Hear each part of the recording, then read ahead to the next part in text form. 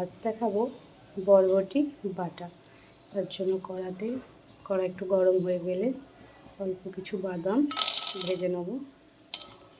এই যে একটু ভাজা ভাজা হয়ে গেলে এবার একটু অল্প করে তেল দিয়ে দেবো। তেলে এটা ভেজে নেব ভালো করে। বাদামগুলো ভাজা হয়ে গিয়েছে, এবার নামিয়ে নেবো। এখানে কড়াইতে আবার একটু তেল দিয়ে, তেলটা গরম হয়ে গেলে দিয়ে দেবো কালো জিরে, অল্প একটু গোটা জিরে। তারপরে এখানে কেটে রাখা বরবটিগুলো দিয়ে দেবো।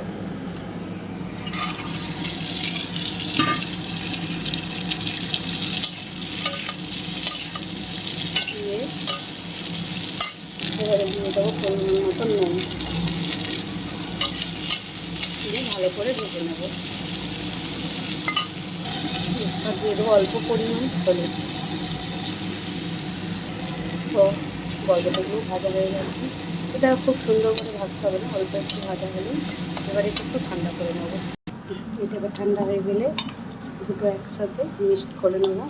তো কেউ সিলেও করতে পারো, মিক্সিতে নেওয়ার পর আমি দুটো কাঁচা লঙ্কা দিয়ে দেবো, দিয়ে এটা মিক্সড করে নেবো। দেখো পুরো রেডি। এটা কিন্তু এইভাবেই একটু টাইট হবে। তো এটার উপরে একটু সরষের তেল ছড়িয়ে দিয়ে কাঁচা লঙ্কা খাই বল।